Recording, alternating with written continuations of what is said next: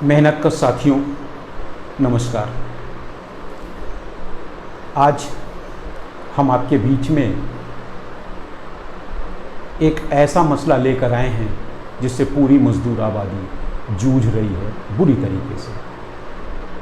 यानी कि लंबे संघर्षों के दौरान मजदूरों ने जो श्रम कानूनी अधिकार हासिल किए थे उन्हें कितनी तेज़ी से ख़त्म किया जा रहा है, नेस्तनाबूद किया जा रहा है, उसकी एक झलकी आज हम आपके सामने प्रस्तुत कर रहे हैं। दोस्तों, याद होगा आपको 2014 में जब इस देश के माननीय प्रधानमंत्री देश की शीर्ष गद्दी पर आसीन हुए तो उन्होंने क्या कहा था? उन्होंने कहा था, मैं इस देश का प्रधान सेवक हूं, मैं आपका चौकीदार हूं। और क्या कहा था? बहुत सारी बातें उन्होंने कही थी, मैं कुछ बातें याद दिला रहा हूं। उन्होंने कहा कि मैं तो देश का मजदूर नंबर 1 हूं। उन्होंने नारा लगाया, श्रमेव जयते। अब तब से लेकर 6 साल तो बीत गए। अब हुआ क्या? आइए आज इस पर हम थोड़ी चर्चा करते हैं। हुआ यह कि लंबे संघर्षों के दौरान जो भी श्रम कानूनी अधिकार थे उसे खत्म करने की प्रक्रिया शुरू हो गई। मालिकों की मांग थी हायर एंड फायर, यानी हमारी जब मर्जी जिसको चाहे रखें और जिसको चाहे निकाल बाहर कर दें। यह मनमर्जी आज की नहीं थी। 1991 में जब मनमोहन सिंह वित्त मंत्री बने और देश के प्रधानमंत्री बने थे, राव साहब नरसिम्हा राव, तो नई आर्थिक नीतियों का सुगुफा छोड़ा था। यह प्रक्रिया तब से शुरू हो रही है। 1994 में डंकल प्रस्ताव पर घुटने टेकने के बाद 1995 से WTO विश्व व्यापार संगठन अस्तित्व में आया।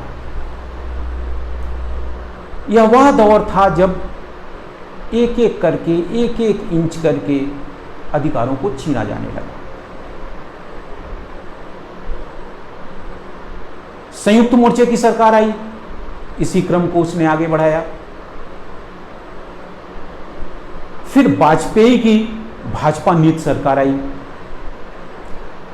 बीमा नियामक विधेयक आया और बीमा क्षेत्र को निजी क्षेत्र में ढकेलने के साथ निजीकरण की प्रक्रिया तेज गति से आगे बढ़ गई। 2002 में दूसरे श्रम आयोग की एक रिपोर्ट आई थी वाजपेयी सरकार में।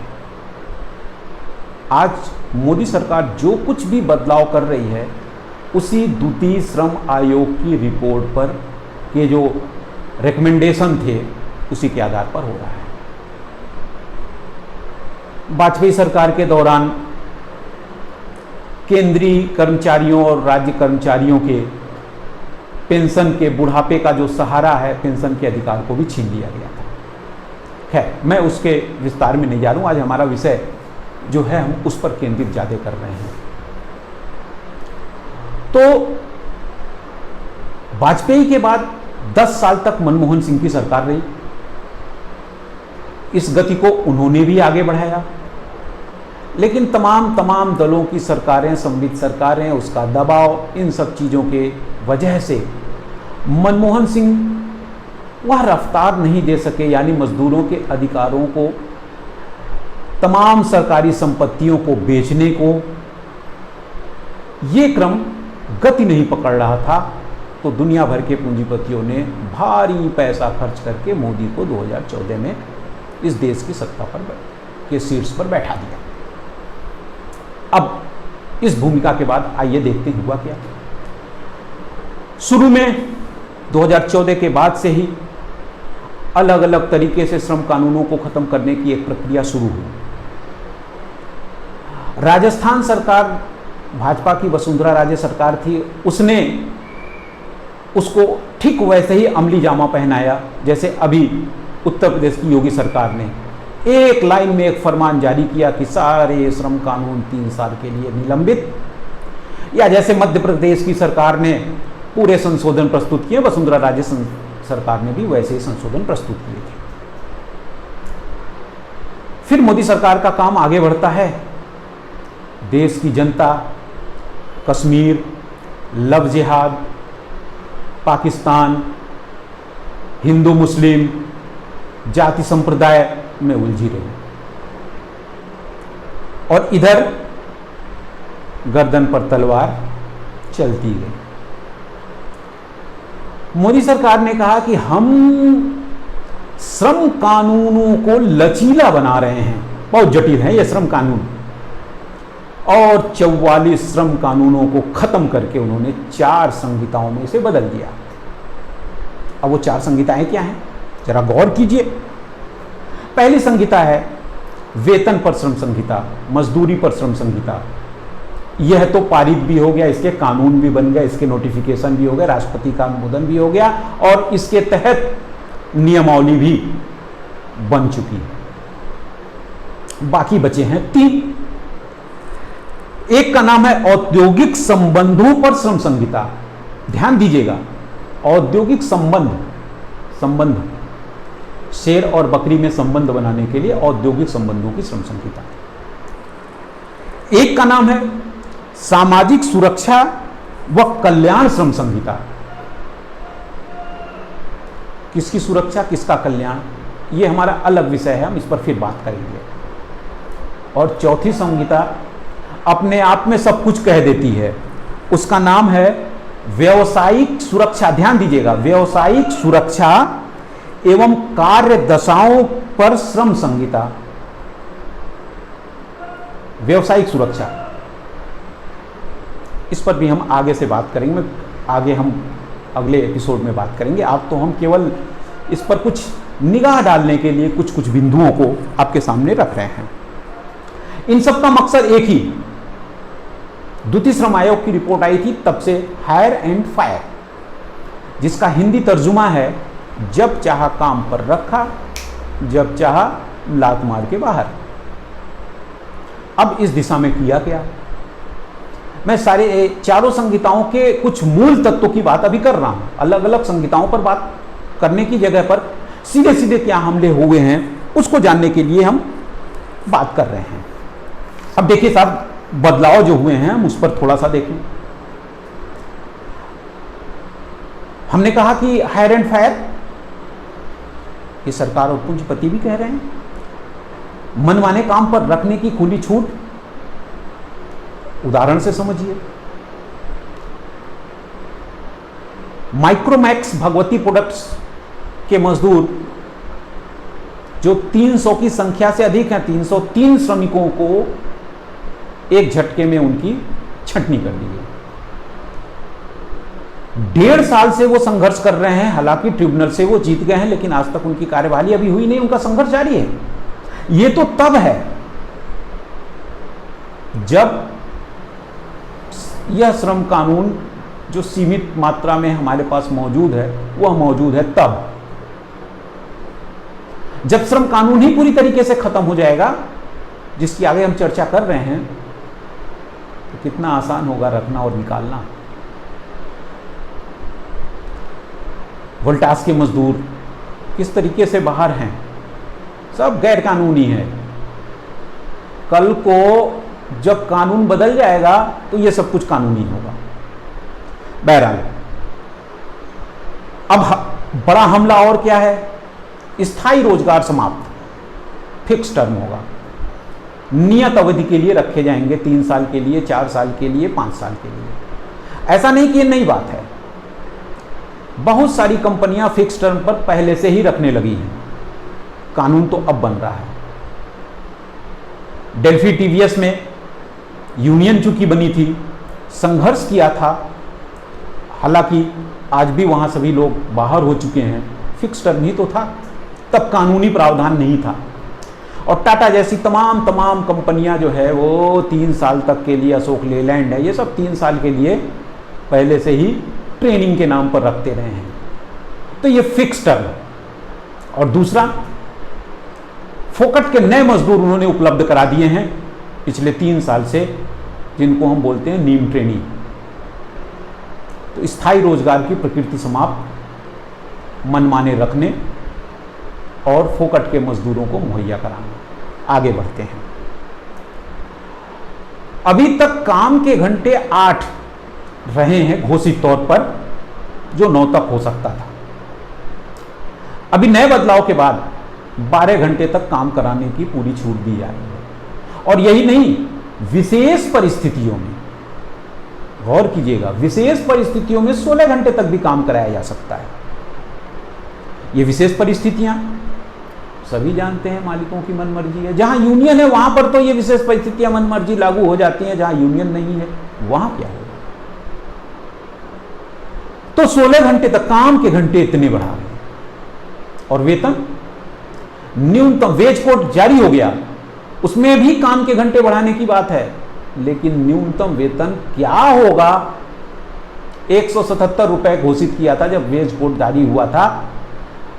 177 रुपए के न्यूनतम वेतन से का खाऊं, का पीऊं, का ले प्रदेश जाऊं, बाकी मालिकों की मर्जी। बहरहाल, इसमें और बड़ा जो हमला हो रहा है वह है संगठित होने और यूनियन बनाने के अधिकार पर। सभी मजदूर साथी जानते हैं कि अभी तक का जो कानून है उसके तहत ही संगठित होना कितना बड़ा काम है। कोई मैक्सिमम, अधिकतम संभव हर कारखानों में जहां भी यूनियन बनी है, मजदूरों का दमन बढ़ा है, पदाधिकारी बाहर हुए हैं। 2005 में मानेसर होंडा में दमन के शिकार हुए थे मजदूर, तब जाके यूनियन बनी है। मारुति में मानेसर प्लांट का सबके सामने है, 2011 के संघर्ष से लेकर और उसके बाद दमन का वह दौर, और आज भी 13 मजदूर साथी जेल में हैं। यूनियन नहीं बनाते तो ये सब नहीं होता, ये लफड़ा ही नहीं होता। डाइकिन निमराना राजस्थान में 4 बार यूनियन बनाने के प्रयास हुए और अंत में चौथी बार तो सफलता मिल गई, लेकिन हर बार नेतृत्वकारी जो मजदूर साथी रहे हैं वो बाहर कर दिए गए।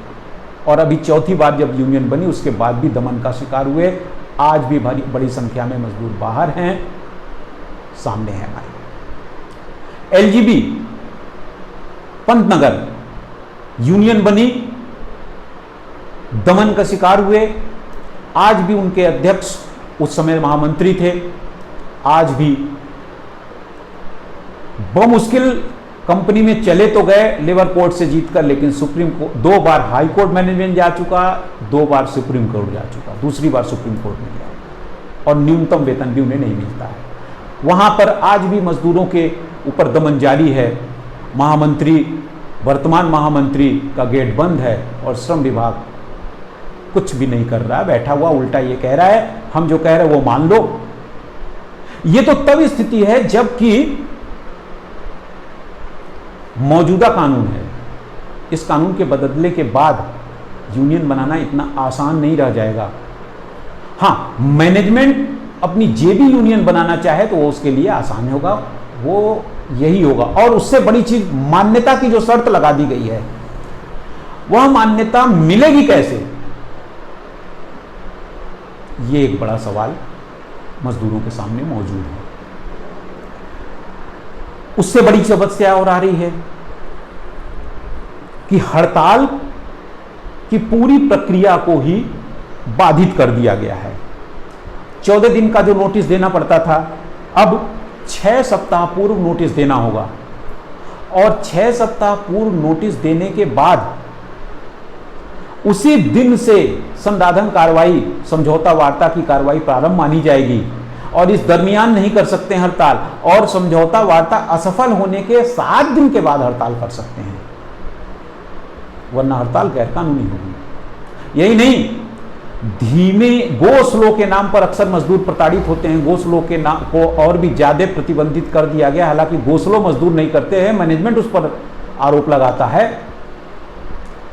50% से अधिक मजदूर अगर किसी प्लांट से अनुपस्थित रहेंगे तो उन्हें हड़ताल पर माना जाएगा। ध्यान दीजिए, 50% से अधिक लोग अगर अवकाश पर हैं तब भी हड़ताल होगा, मान लिया जाएगा। और हड़ताल गैर कानूनी है तो उसके लिए साहब देखिए क्या प्रावधान है। उनके 8 दिन की वेतन कटौती के साथ जो भी हड़ताल में शामिल माने जाएंगे उन मजदूरों पर 20,000 से लेकर 50,000 रुपए तक के अर्थदंड लगाए जाएंगे और अथवा 1 माह की जेल की सजा होगी। हड़ताल के लिए उकसाने वाले लोगों पर 25,000 से लेकर 50,000 रुपए के अर्थदंड लगाने और जेल के प्रावधान किए गए। अब सोचिए आंदोलन कैसे होगा, संघर्ष कैसे होगा। और इसके ठीक विपरीत वेतन और बोनस भी न देने पर मालिकों के ऊपर अभी तक जो आपराधिक कार्रवाई क्रिमिनल केस बनता था उसे, उस प्रावधान को खत्म कर दिया गया है। उसकी जगह पर क्या रखा गया है, सिविल वाद, यानी उनके ऊपर अर्थदंड से अधिक कुछ नहीं हो सकता, उनकी जेल की तो कोई मतलब नहीं। आप समझ सकते हैं कि मजदूरों और मालिकों को किस कैटेगरी में बांटने की यह प्रक्रिया चल रही है। और क्या छूट मिला है मालिकों को, वो खुद ही अपने दस्तावेजों को प्रमाणित करेंगे, यानी स्वतः प्रमाणित दस्तावेज मान्य होंगे, स्वतः प्रमाणित दस्तावेज मान्य होंगे। फिर क्या है, मालिक जो चाहेगा वो लिखेगा, उसको सर्टिफाइड करेगा, वो मान लिया जाएगा। यही नहीं, कंपनी की के बारे में जब शिकायत की जाएगी तो कोई अगर मजदूर शिकायत करता है तो उस शिकायत को वेब पर प्रकाशित किया जाएगा, उसके बाद वहां छापा मारा जाएगा। सभी लोग जानते हैं अभी शिकायत पर बमुश्किल जब श्रम विभाग छापा मारता है तो वहां क्या मिलता है, वहां पहले से ही मालिकों को इसके बारे में सूचना होती है। वो उन्हें कैंटीन में या तो बंद कर देते हैं या तो उनकी छुट्टी कर देते हैं। अभी तो वेब पर पहले से ही प्रकाशित होगा तो जग जाहिर है कि क्या होगा। तो साथियों, इस तरीके के तमाम चीजें हो रही हैं और इसके साथ ही साथ श्रम विभाग का पूरा रोल ही बदल रहा है। अब श्रम अधिकारी, श्रमायुक्त चीफ फैसिलिटेटर होंगे, additional labour commissioner additional chief facilitator होगा। उसी क्रम में deputy chief facilitator, assistant facilitator और सबसे नीचे फैसिलिटेटर, यानी जो लेबर इंस्पेक्टर है वो फैसिलिटेटर होगा। वो फैसिलिटेट कराएगा, वो बताएगा कि आपके अधिकार क्या हैं। और श्रम न्यायालय के और औद्योगिक न्यायाधिकरण के भी जो अधिकार हैं उसे भी संकुचित कर दिया गया है। कोई भी वाद लगाने के लिए, किसी का टर्मिनेशन हुआ है या और भी किसी समस्या, वेतन कटा है, इस पर अभी तक कोई लिमिट नहीं थी समय की। वो कभी भी 10 साल बाद भी वो अपने टर्मिनेशन के खिलाफ केस लगा सकता था। अब उस पर भी पाबंदी लगाई जा रही है, उसकी समय सीमा निर्धारित की जा रही है।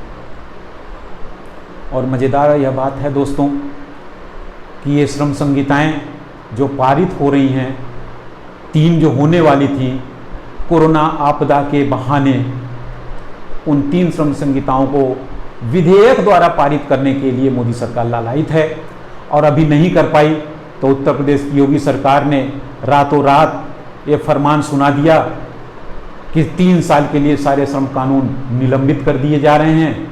मध्य प्रदेश की सरकार ने पूरे श्रम कानूनों को बदल दिया और अलग अलग हिमाचल से लेकर उत्तराखंड की सरकार पूरा अभी स्टैंडिंग ऑर्डर भी उसने बदल के फिक्स टर्म को और भी ज़्यादा लीगलाइज कर रही है। काम के घंटे सभी ने बढ़ा दिए, वो उड़ीसा हो, वो महाराष्ट्र हो, वो गुजरात हो, सारे जगह के हालात यही हैं। चाहे वो भाजपा की सरकार हो, चाहे कांग्रेस की, एनसीपी की और शिवसेना की सरकार हो, सारे जगहों पर एक ही हालात हैं। स्थितियां बेहद कठिन हैं। इन अलग अलग श्रम संहिताओं पर हम आगे बात करेंगे, लेकिन इन कठिन स्थितियों में एक ही रास्ता है। यह समझने की ज़रूरत है कि जब कानून नहीं था, हमारे पुरखों के पास कोई भी श्रम कानून नहीं थे, कोई अधिकार नहीं थे, मई दिवस की परंपरा उन्होंने स्थापित की, 8 घंटे काम का संघर्ष किया, तो अभी भी अगर कानून सब खत्म हो जाते हैं तो निश्चित रूप से कानूनी लड़ाई नहीं, ज़मीनी लड़ाई पर भरोसा करना पड़ेगा और उसके लिए आगे आना पड़ेगा। अगले एपिसोड में हम इस पर अलग अलग चर्चा करेंगे। इन्हीं बातों के साथ एक बार फिर आप सभी लोगों को सलाम इस आधार पर कर रहे हैं कि साथियों, संघर्ष के लिए कमर कसनी पड़ेगी। जाति, मजहब, क्षेत्र, लव जिहाद, कश्मीर आदि आदि के नाम पर ये जो बंटवारे का खेल खेला जा रहा है, इस साजिश को समझना होगा और एक सही और सच्ची संग्रामी एकजुटता बनाकर आगे बढ़ना होगा। धन्यवाद दोस्तों। मेहनतकश साथी अपनी खबरों को जानने के लिए मेहनतकश वेबसाइट को लॉगिन करें। अपने हालात को देखने के लिए मेहनतकश यूट्यूब चैनल को सब्सक्राइब कर बेल आइकन का बटन जरूर दबाएं। मेहनतकश की हर जरूरी खबर के लिए संघर्षरत मेहनतकश फेसबुक पेज को लाइक करें।